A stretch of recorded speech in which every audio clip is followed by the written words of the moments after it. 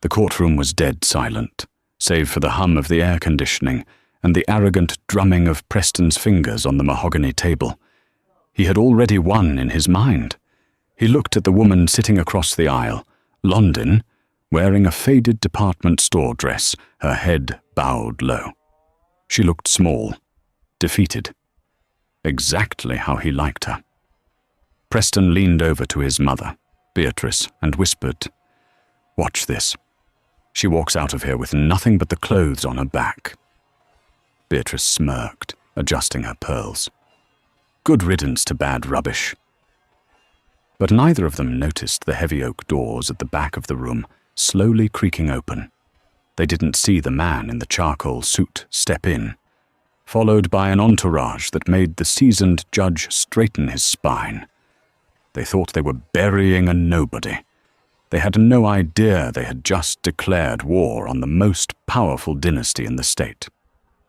Rain lashed against the windows of the sprawling estate at 42 Oakridge Lane, a sound that usually comforted London, but tonight it sounded like a warning. Inside, the house was immaculate, a testament to London's frantic efforts to keep the peace. The dinner party had ended an hour ago, yet the scent of expensive cigars and heavy perfume still lingered in the air. London scraped the remnants of a truffle risotto into the bin.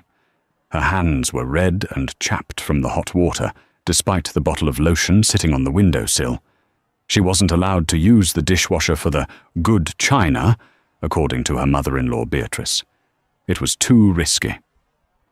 "You missed a spot," a voice sneered from the doorway. London froze, her shoulders tensing instinctively. She turned to see Preston leaning against the doorframe, a glass of scotch in his hand. His tie was loosened, his face flushed with the kind of arrogance that came from a night of being told how brilliant he was by his junior partners. "I'm sorry, Preston," London said softly, reaching for the cloth again.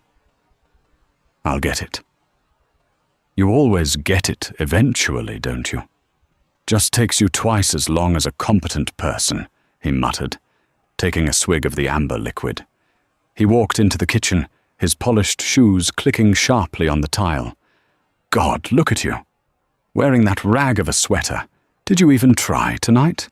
Vice President Holloway asked me if you were the help before I introduced you." London looked down at her beige cardigan. It was 3 years old, bought on sale. She hadn't bought new clothes in months because Preston monitored every cent of the household allowance. "I thought it looked nice. It's clean." "Clean," he scoffed. "That's your highest standard, isn't it? Clean. Simple. Basic." He set the glass down on the counter with a heavy thud. "We need to talk, London." The tone of his voice made her stomach drop. It wasn't the usual berating tone. It was colder, more calculated. Preston reached into his jacket pocket and pulled out a thick, folded envelope. He tossed it onto the wet countertop, right next to the soapy sponge. "What is this?" she asked, her voice trembling. "Freedom," he said, a cruel smile playing on his lips. "For me, anyway. Those are divorce papers, London. I'm done. I'm tired of coming home to this." He gestured vaguely at her, as if she were a stain on the floor. "I need a wife who matches my trajectory. Someone with class, someone with connections. Not a stray dog I picked up at a coffee shop 5 years ago." London stared at the envelope. The water from the sponge began to soak into the bottom corner of the paper. "Preston, we have a life. You can't just—" "I can and I have," he interrupted. "I've already spoken to my lawyers. You'll be out of the house by the end of the week. I'm generous, so I'm giving you a few days to pack your things.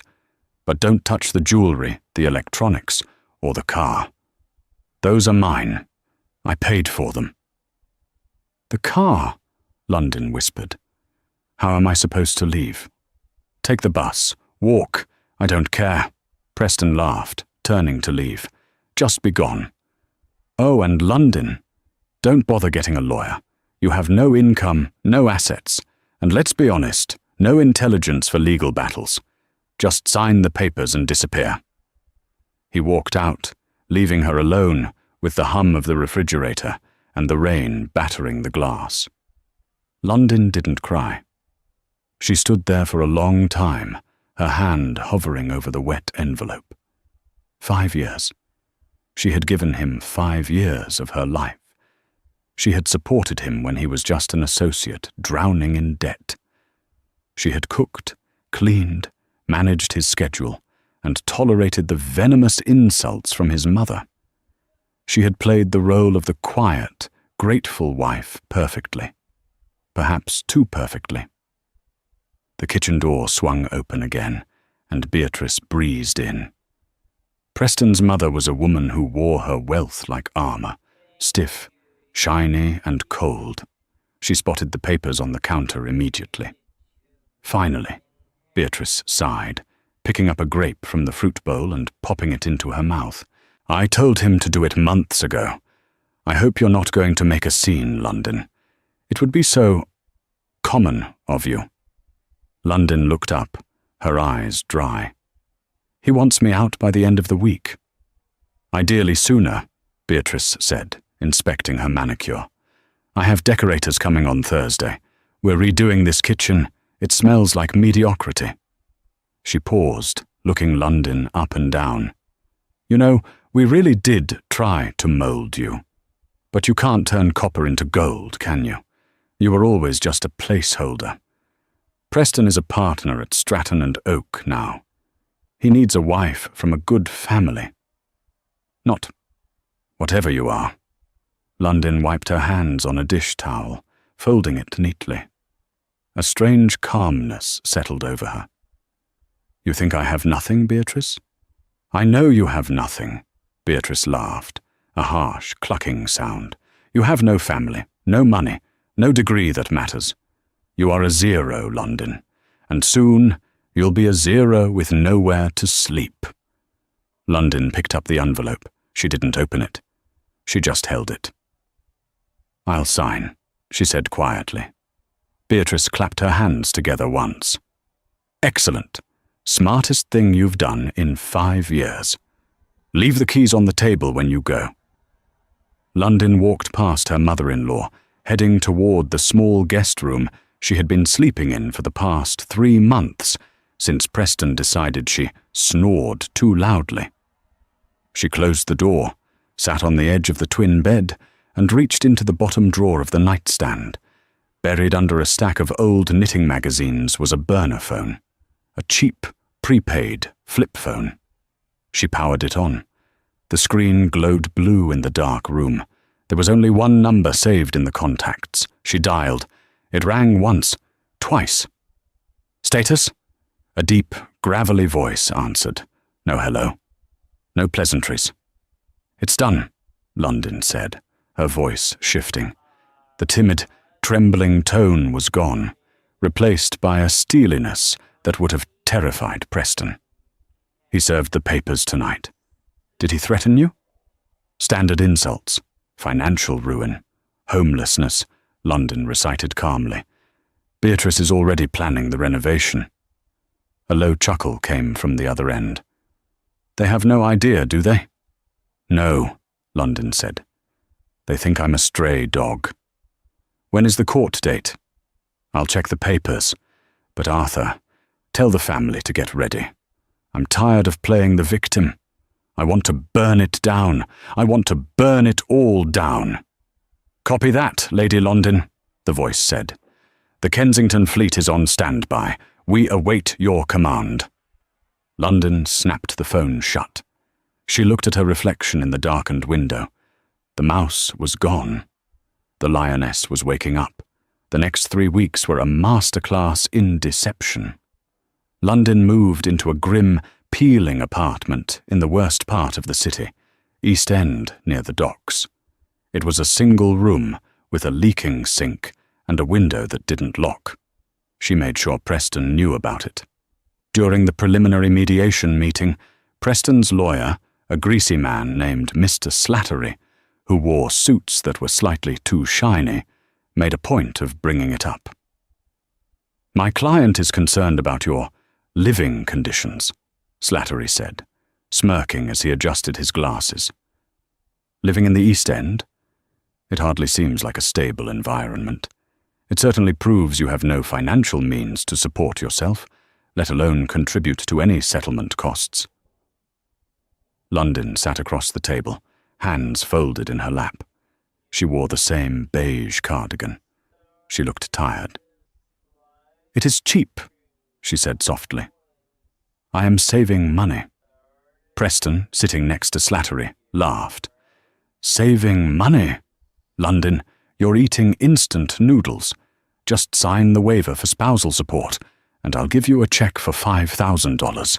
You can move somewhere that doesn't smell like fish."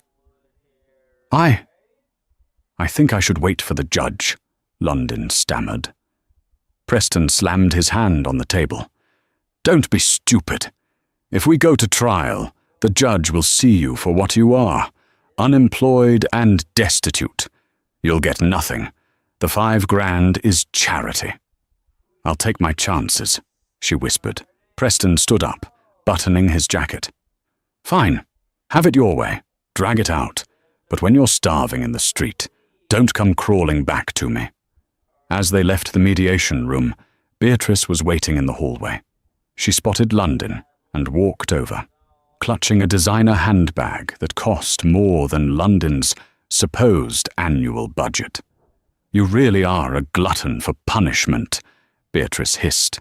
"I heard you're trying to fight the prenup, the one you signed on a napkin." "I didn't have a lawyer review it," London said, keeping her eyes on the floor. "You didn't need one. It was simple. What's mine is mine, and what's yours is, well, non-existent." Beatrice laughed. "By the way, I threw out your garden, all those hideous hydrangeas. Dug them up. We're putting in a fountain. Italian marble." London felt a twitch in her jaw, but she suppressed it. "Those were my mother's favorites." "Your mother was a waitress, wasn't she? Or was it a maid?" "I forget." Beatrice waved her hand dismissively. "It doesn't matter. The point is, London, you are erasing yourself from our lives. Just finish the job." London watched them walk away, their laughter echoing down the corridor. She waited until they turned the corner before she straightened her posture. She walked to the bathroom, locked the stall, and pulled out the burner phone.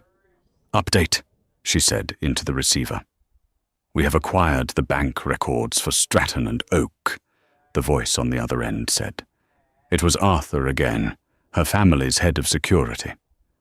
"Preston has been moving assets, hiding bonuses in offshore accounts under his mother's maiden name."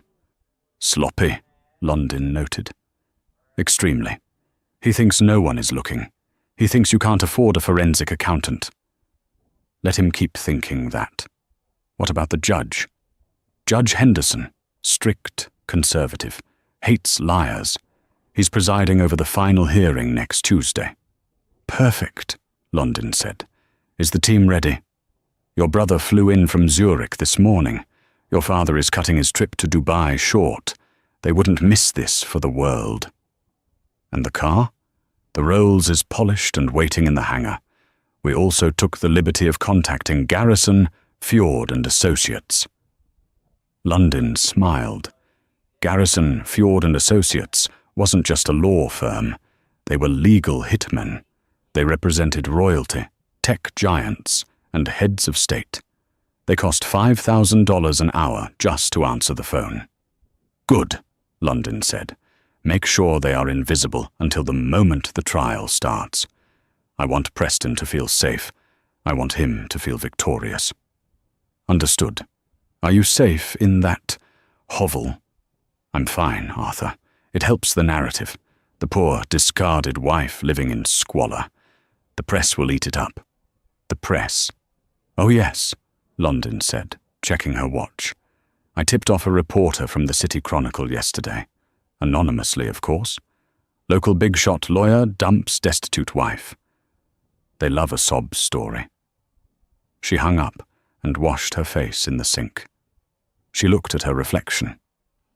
For 5 years, she had hidden her identity. She had been London Miller, the orphan from the Midwest. She had stripped away her accent, her fashion, and her history to see if Preston loved her for her, not for the name Kensington. The House of Kensington, one of the oldest, wealthiest industrial families in the Western Hemisphere. Steel, shipping, real estate. Her father, Archibald Kensington, was a man who could crash the stock market with a frown. Preston had spent 5 years calling her a gold digger, terrified she was after his generic mid-six-figure salary. The irony was so rich it almost choked her. He was worried about her stealing his pennies, unaware she was heir to an empire of billions. She walked out of the courthouse, into the rain. A black sedan with tinted windows rolled slowly past her. The driver nodded imperceptibly. She didn't get in. Not yet. She pulled her coat tighter and walked toward the bus stop, knowing that Preston was likely watching from his office window high above. "Enjoy the view, Preston," she whispered. "It's the last time you'll be looking down on me." The morning of the trial was bright and cold. The sun glared off the glass skyscrapers of the financial district, blinding and unforgiving. Courtroom 4B was already filling up. Because of the anonymous tip London had planted, a few curious reporters were scattered in the back rows. Preston arrived with an air of celebrity. He wore a navy bespoke suit, flanked by Beatrice and Mr. Slattery. Beatrice wore a hat, a wide-brimmed black monstrosity that looked like it belonged at a funeral. She scanned the room, sneering at the peeling paint on the benches. "Let's get this over with," Preston muttered, slamming his briefcase onto the defendant's table. "Where is she?" "Probably missed the bus," Slattery joked, shuffling his papers. "Your Honor, if the plaintiff fails to appear within 10 minutes, we move for a default judgment." "She'll be here," Preston said, tapping his pen. "She's too pathetic to miss the chance to beg." At 8:58 a.m., the doors opened. London walked in.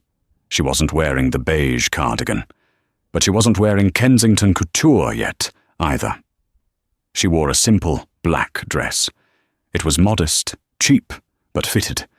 She carried no bag, no files, no lawyer. She walked down the center aisle, alone. The murmurs started immediately. "Is she representing herself?" one reporter whispered. "Suicide," another replied.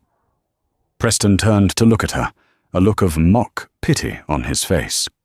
"London," he called out across the aisle. "You know, Slattery here charges by the hour. You're wasting everyone's time.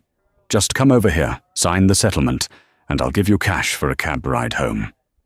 London sat down at the empty plaintiff's table. She placed her hands on the wood, feeling the grain. She looked at Preston, her eyes clear and steady.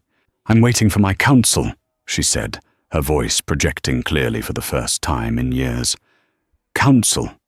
Beatrice laughed from the gallery. "What counsel? The legal aid clinic. Did you find a coupon in the newspaper?" The bailiff called out, "All rise for the Honourable Judge Henderson." Judge Henderson swept in, his robes billowing. He was a stern man with bushy grey eyebrows and zero tolerance for theatrics. He sat down, banged his gavel, and glared at the room. "Case number 49201, Preston J. Sterling versus London Miller, Divorce Proceedings and Asset Division. Are both parties present?" "Petitioner is present, Your Honour," Slattery boomed, standing up, "and ready to proceed. We intend to show that the respondent has no claim to the marital assets due to the pre-nuptial agreement and her lack of contribution to the household finances." Judge Henderson looked at London. "And the respondent?" "Ms. Miller, I see you are alone. Are you representing yourself?" London stood up. Her heart hammered against her ribs, but her voice was ice. "No, Your Honour. My counsel is arriving." "Arriving?" Henderson checked the clock on the wall. Court starts at 9 a.m. sharp, Ms. Miller. If your lawyer isn't here, we proceed without them." "He's parking, Your Honor," London said calmly. "Parking?" Slattery scoffed. "Your Honor, this is a stalling tactic. She has no lawyer. She's indigent. I will give you 2 minutes, Ms. Miller," Judge Henderson grumbled. "And then we begin." Preston leaned back in his chair, smirking at London. "Give it up, Lids. It's over." And then the sound began. It wasn't a sound from inside the room. It was from outside, a low rumble, growing louder, the sound of heavy engines, then the screech of tires. Suddenly, the courtroom doors didn't just open, they were pushed wide by 2 men in dark suits with earpieces. They scanned the room professionally, then stepped aside. The atmosphere in the room shifted instantly. The air grew heavy. First came the juniors, 4 young lawyers, sharp as tacks, carrying leather briefcases, marched in and began setting up laptops and files on London's table. They moved with military precision. Preston's smile faltered. "Who are they?" Then came the senior partner, a man in his 60s, silver-haired, wearing a suit that cost more than Preston's car, strode into the room. He didn't look at Preston. He didn't look at the judge.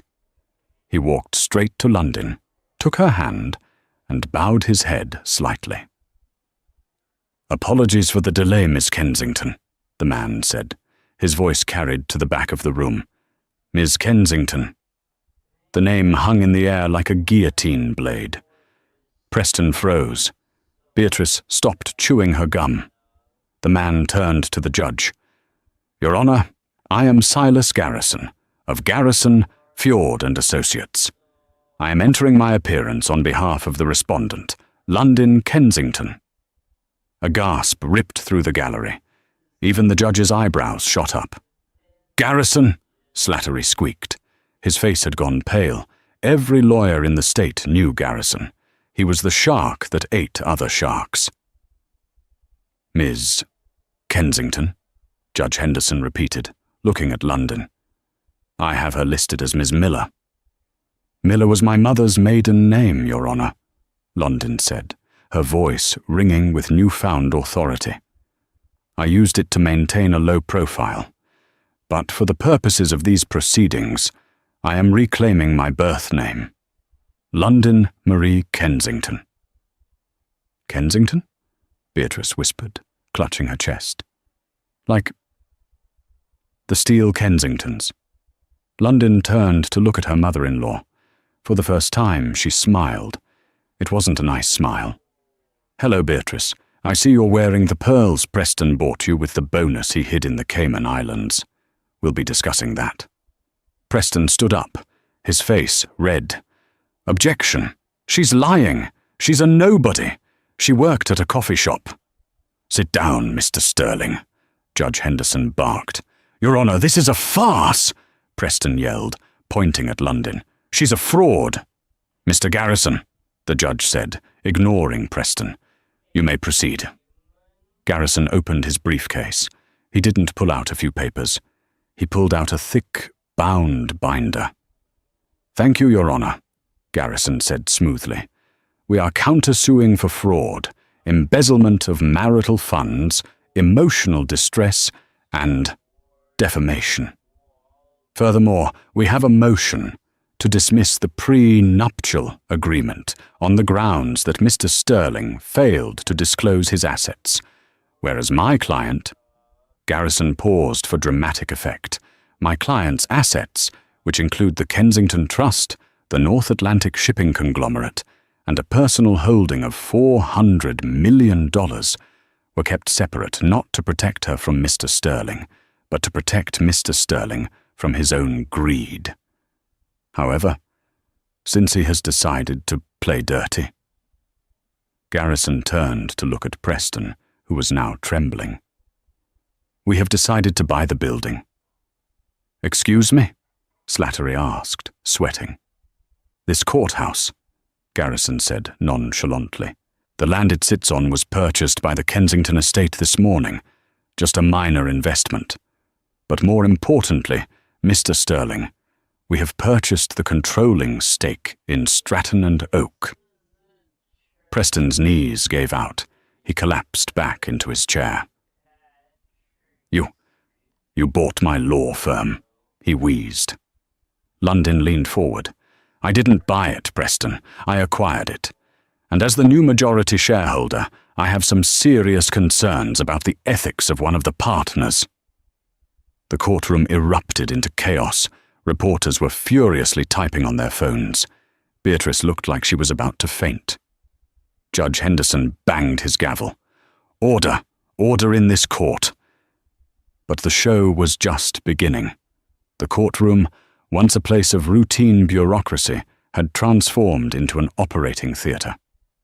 London sat silently, her posture perfect, watching as Silas Garrison began the dissection. He didn't use a scalpel. He used a laser pointer and a projector screen that his junior associates had set up in record time. "Let us discuss the concept of poverty," Garrison began, his voice dripping with theatrical disdain. He clicked a button. A spreadsheet appeared on the screen, dense with numbers. "Mr. Sterling filed a financial affidavit 3 weeks ago, stating his liquid assets totaled $12,000. He claimed his salary at Stratton and Oak was strictly tied to billable hours, which he alleged were down due to market volatility." Garrison walked over to Preston, who was currently trying to make himself as small as possible in his chair. "Is this your signature on the affidavit, Mr. Sterling?" Preston swallowed hard, his Adam's apple bobbing. "Yes. That was to the best of my knowledge at the time." "To the best of your knowledge," Garrison repeated. He clicked the remote again. The screen changed. It was a photo of a bank statement from a bank in the Cook Islands. "Then perhaps you forgot about the account ending in 4099?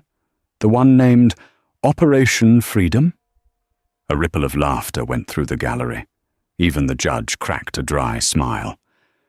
That is not my account," Preston stammered.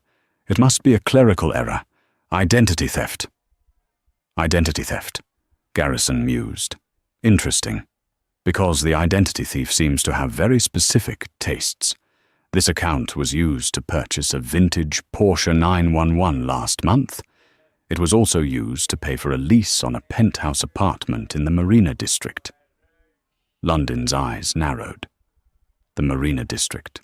That was where his late nights at the office usually happened. "And," Garrison continued, his voice dropping an octave, becoming dangerous, "it was used to purchase a diamond tennis bracelet from Cartier, valued at $45,000. Now, Mrs. Beatrice Sterling." Garrison turned to look at the older woman in the gallery. Beatrice stiffened, clutching her handbag. "I notice you are not wearing a diamond tennis bracelet," Garrison observed, "and my client certainly never received one.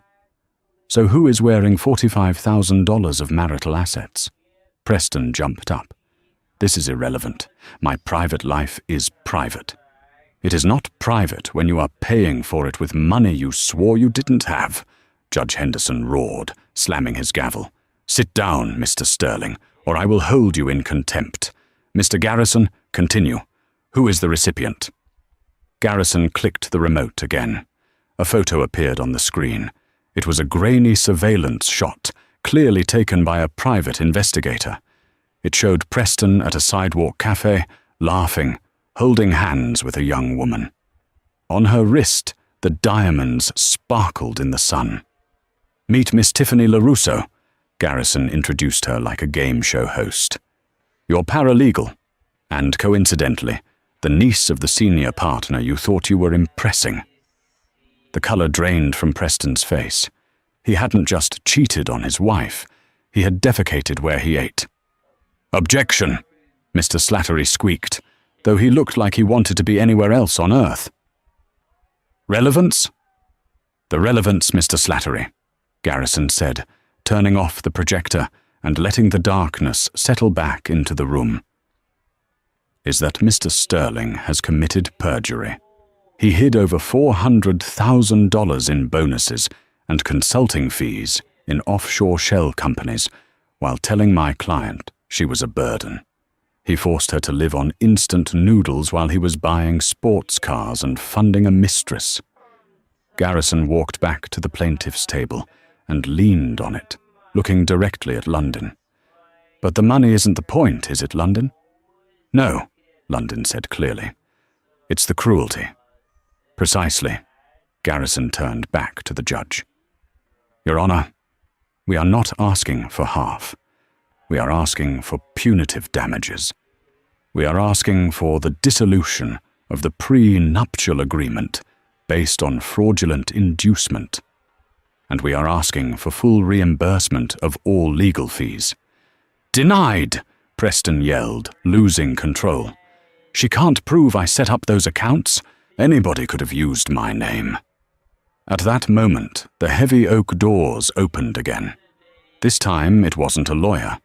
It was a tall man with broad shoulders, wearing a cashmere coat that looked softer than butter. He had the same steel-grey eyes as London. He walked with a heavy, rhythmic gait. Thud, click, thud, click. He used a cane with a silver handle shaped like a lion's head. It was Alexander Kensington, London's older brother. He stopped at the railing. He didn't look at the judge. He looked straight at Preston. The look was so intense, so filled with primal protective rage, that Preston physically recoiled. "Who is this?" Judge Henderson asked, though his tone was more curious than angry. "My witness, Your Honor," Garrison said. "Mr. Alexander Kensington, CEO of Kensington Global Logistics. He is here to testify regarding the source of the seed money Mr. Sterling used to buy his partnership in the firm." Preston's eyes went wide. "No, that was a loan. A bank loan." Alexander spoke, his voice deep and resonant, filling the room without a microphone.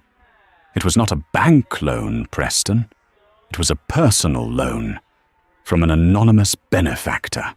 You signed the promissory note 3 years ago."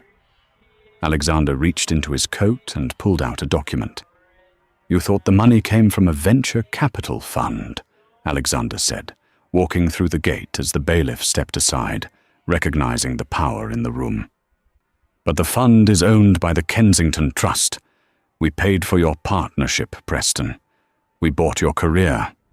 We wanted to see if you would use the success to care for London, or if it would reveal your true character." Alexander placed the paper on the judge's bench. "You failed the test," Alexander said. Beatrice stood up in the gallery, her face purple. You tricked us. This is entrapment." "Sit down, madam," the bailiff barked. London looked at her brother. He winked at her, a small, almost imperceptible gesture that said, "We got him." "Mr. Sterling," Judge Henderson said, reading the document. "This promissory note has a bad boy clause. It states that if you engage in any act of moral turpitude or criminal behavior, the loan is called in immediately, in full, with 15% interest." "Moral turpitude," Preston whispered. "Adultery," the judge listed. "Perjury, fraud. I'd say you hit the trifecta. Mr. Garrison, what is the total amount owed?" Garrison checked his watch. "As of this morning, $1.2 million. Preston put his head in his hands. The silence in the room was deafening, broken only by the furious scratching of the reporters' pens. They were witnessing the live execution of a man's life, and they couldn't write fast enough. The court recessed for lunch, a 90-minute break that felt like a stay of execution for Preston. London didn't leave the courthouse. She was ushered into a private conference room reserved for high-profile cases. Alexander was there, pouring tea from a silver flask he'd brought himself. Garrison was on the phone, barking orders to someone in Zurich. "You look tired, Liddy," Alexander said gently, handing her the cup. "I'm awake now," she replied, taking a sip. It was Earl Grey, just how she liked it. Is father coming? He's landing in an hour. He wants to see the look on Beatrice's face when the verdict is read. There was a knock at the door. One of Garrison's juniors opened it a crack, then looked back at London. It's him. He wants to talk, alone. Alexander stood up, his hand tightening on his cane. Absolutely not. Wait, London said, standing. She smoothed down her black dress. Let him in. I need to hear this. London, Alexander warned. 5 minutes, Alex, please. Wait outside with Garrison. Reluctantly, Alexander nodded. He signaled the lawyers to leave. As he passed Preston in the doorway, he slammed his shoulder into him, not enough to be assault, but enough to knock the wind out of him. Preston stumbled into the room. He looked wrecked. His tie was crooked, his hair disheveled. The arrogance was gone, replaced by a desperate, feral panic. He closed the door and leaned against it. London, he breathed. Babe! London sat at the head of the table, not offering him a seat. Don't call me that. Okay, London. Look, this has gone too far. Your brother, the law firm, the loan. You've made your point. You win. You're powerful. I get it. He walked toward her, hands out, palms up. But think about us. 5 years. We had good times, didn't we? The trip to Cabo? The nights watching movies? You complained about the hotel in Cabo for 4 days, London said flatly, and you chose the movies every single time. Small details. Preston waved his hand frantically. The point is, we were a team. I was stressed. I made mistakes. That girl, Tiffany, she meant nothing. It was just stress relief. You know how much pressure I'm under. You're under pressure? London raised an eyebrow. I was scrubbing your floors while you were buying diamonds for a teenager. Preston fell to his knees. He actually knelt on the industrial carpet. I can change, I swear. Now that I know who you really are, we can be a power couple. Think about it, London. With your family's money and my legal mind, we could rule this city. We could be unstoppable. Don't throw that away for petty revenge. London looked down at him. The man she had loved. The man she had tried so hard to please. And she realized with crystal clarity that he didn't love her. He loved the proximity to power. If she had told him she was a Kensington 5 years ago, he would have treated her like a queen, not because of who she was, but because of what she could buy him. You still don't get it, she said softly. I do get it. He crawled closer, reaching for her hand. Call off the dogs, London. Tell the judge we settled. Pay off the loan. I'll fire Tiffany. I'll even send my mother to a retirement home. Whatever you want. London pulled her hand away, as if he were burning her. You would sell out your own mother to save your skin? She's toxic. You said so yourself, Preston pleaded. It's just us, London. You and me against the world. London stood up and walked to the window. She looked out at the city skyline. Somewhere out there, the Stratton and Oak sign was being taken down. You know, she said, her back to him. When I met you, I thought you were ambitious. I admired that. I thought you were working hard to build a life. But you were just looking for a shortcut. I was the shortcut you didn't recognize. She turned around. Her face was stone. There is no settlement, Preston. There is no us. There is only the consequences of your actions. Preston's face twisted. The desperation melted away, revealing the ugly rage beneath. He scrambled to his feet. You bitch, he spat. You planned this. You trapped me. I gave you 1,000 chances to be a decent human being, London said. You failed every single one. Preston lunged at her, but the door flew open before he could take a step. Alexander was there in a blur of motion, the silver lion's head of his cane hooked around Preston's neck, yanking him backward. Preston gagged, stumbling back against the wall. "Touch her," Alexander whispered, his voice trembling with controlled violence, "and I will ensure the only law you practice is in the prison library." Preston gasped for air, rubbing his throat. "Get out," London said calmly. "I'll see you in court." Preston scrambled out of the room, looking like a rat escaping a sinking ship. London looked at her brother. "Okay, I'm ready to finish him." When the trial reconvened at 1:30 p.m., the atmosphere in courtroom 4B had shifted from a legal proceeding to a spectator sport. The gallery was packed, shoulder to shoulder. Word had spread through the courthouse and onto social media. The divorce trial of the century was reaching its climax. The air was thick with the static electricity of anticipation. Preston sat alone at the defendant's table.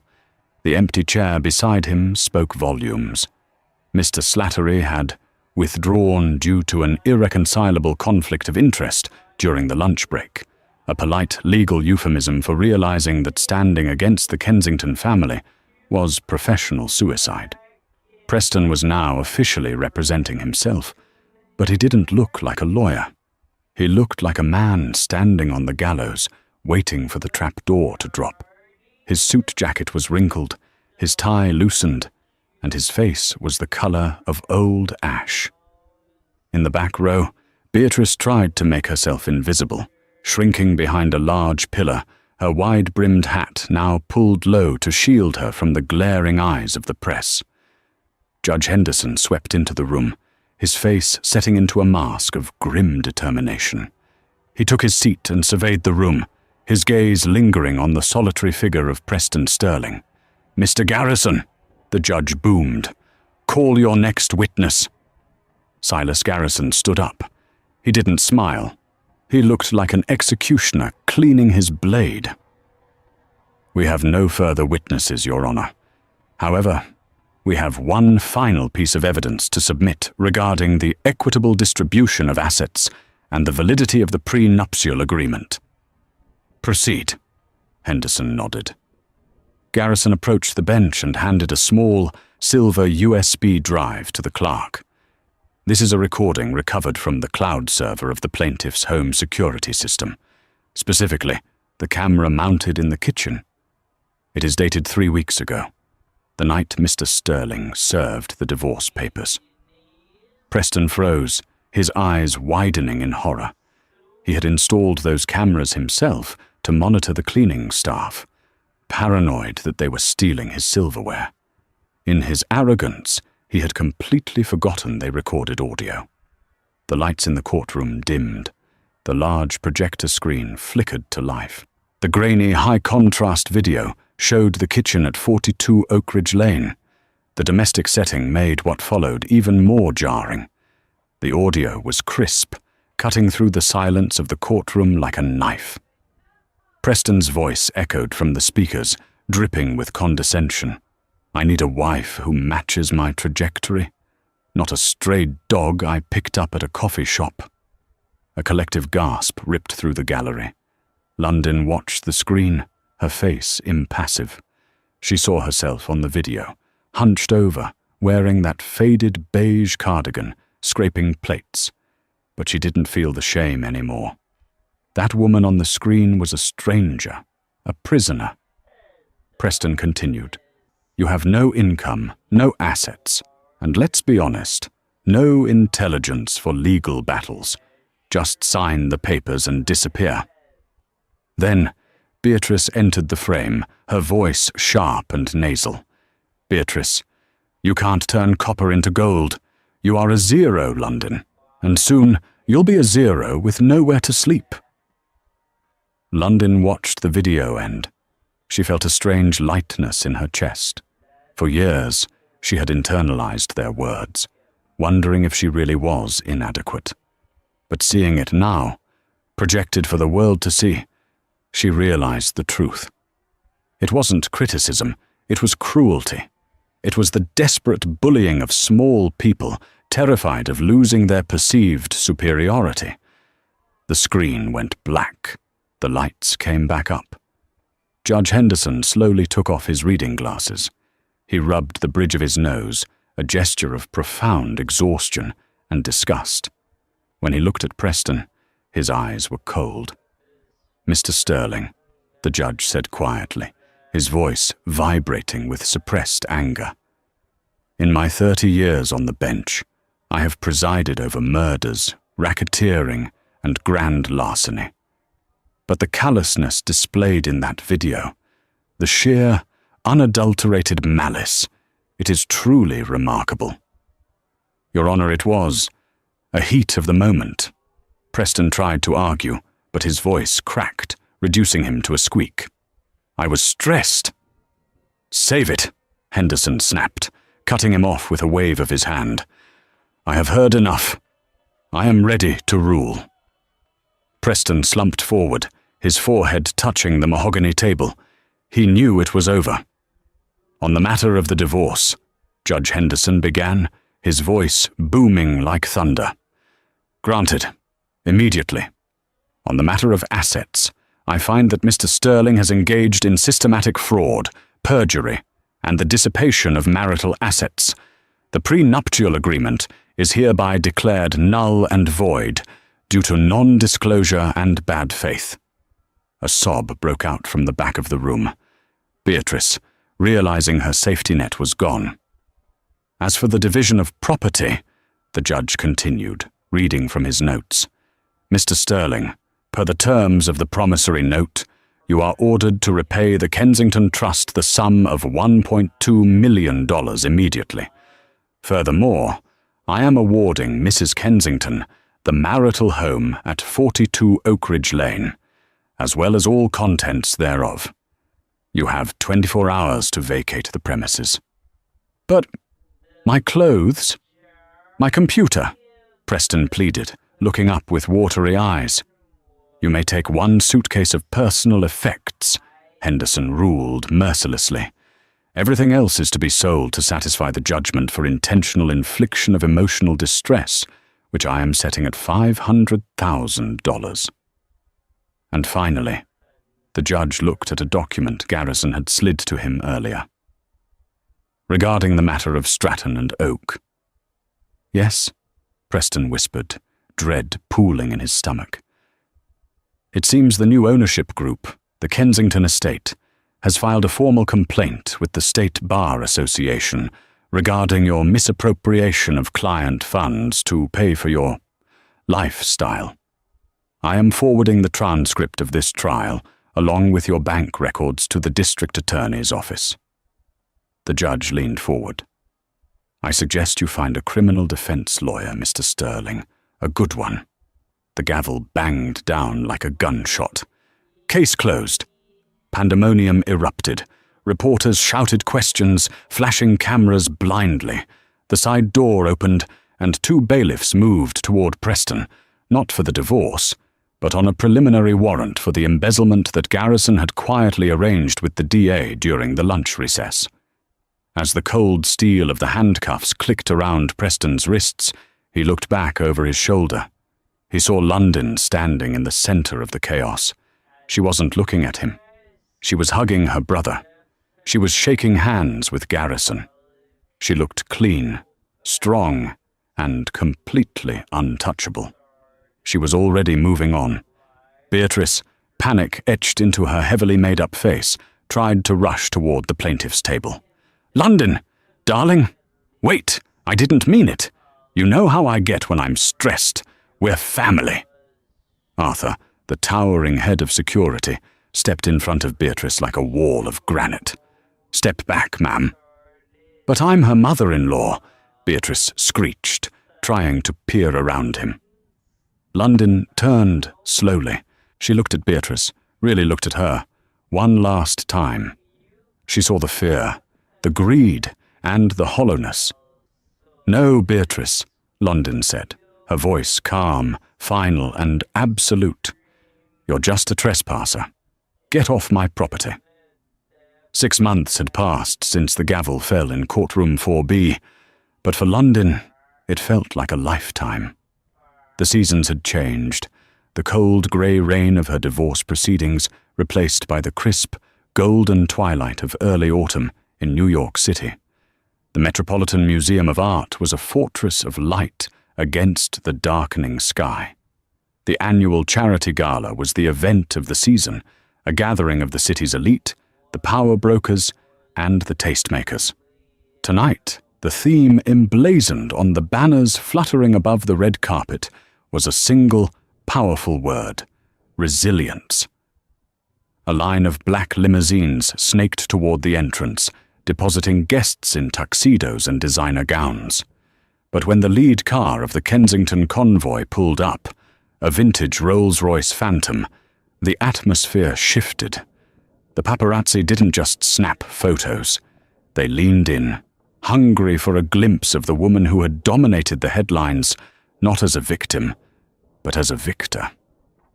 The door opened, and London stepped out. She was unrecognizable from the woman who had once hunched over a kitchen sink in a faded beige cardigan. Tonight, she wore a gown of shimmering emerald silk that draped over her figure like liquid courage. Around her neck, the Kensington emeralds, a necklace that hadn't left the family vault in 40 years, caught the flashbulbs and threw back a defiant green fire. She didn't look down. She didn't shrink. She looked directly into the lights, her chin lifted, a small, enigmatic smile playing on her lips. "Miss Kensington! Miss Kensington!" The wall of reporters shouted her name, a chaotic chorus seeking her attention. "Is it true you're launching the foundation tonight?" London paused, signaling for silence with a subtle raise of her hand. The shouting died down instantly. "It is," London said, her voice clear and amplified by the array of microphones thrust toward her. "The Phoenix Initiative opens its doors next week. We are fully funded to provide top-tier legal defense and financial reconstruction for victims of financial abuse." She looked directly into the lens of the nearest camera. No one should be trapped in a cage simply because they cannot afford the key to the lock. She turned and walked up the crimson stairs, flanked by the two men who had stood by her when the world fell apart. On her left was Alexander, looking formidable in a midnight blue tuxedo, his cane tapping a rhythmic accompaniment to their ascent. On her right was her father, Archibald Kensington. The patriarch, usually a man of stone-faced business dealings, looked at his daughter with unmasked pride. "You wear the name well, London," Archibald murmured, patting her hand as they reached the top of the stairs. "Better than I ever did." "I had to grow into it, Father," she replied softly. "It just took a little rain to make the roots take hold." Inside the great hall, the gala was in full swing. Waiters in white gloves drifted through the crowd with trays of champagne. The air buzzed with conversation. But as London entered, heads turned. The whispers weren't malicious anymore. They were reverent. She was no longer the discarded ornament. She was the centerpiece. London moved through the room with a grace she had suppressed for 5 years. She accepted compliments on the foundation, discussed art with curators, and laughed, a genuine deep sound that she hadn't heard from herself in a long time. Near the dessert tables, trying to blend into a display of ancient pottery, was a familiar face. It was Mr. Slattery, Preston's former lawyer. He looked older, his suit slightly ill-fitting, his air of arrogant confidence completely evaporated. He saw her coming and looked as though he wanted to bolt, but London's gaze pinned him in place. She altered her course, gliding toward him. "Mr. Slattery," she said, her tone polite, but possessing the temperature of a glacier. "Miss Kensington?" Slattery stammered, wiping a bead of sweat from his upper lip with a cocktail napkin. You look radiant, truly. The theme suits you." "I trust business is adequate?" London asked, taking a sip of sparkling water. "Oh, yes. Struggling a bit. The market, you know." He lied poorly. His eyes darted around the room, terrified that someone would see him talking to the woman whose husband had destroyed his firm's reputation. I heard about Preston. I assume you know?" London tilted her head slightly. "I make it a point not to look in the rear-view mirror, Mr. Slattery." "I haven't heard a thing." Slattery leaned in, eager to trade the gossip for a moment of relevance. "He took a plea deal 2 weeks ago. The DA wasn't lenient. 3 years in minimum security upstate." Slattery lowered his voice to a conspiratorial whisper. "I hear he's working in the laundry, 12 cents an hour." London's expression didn't change.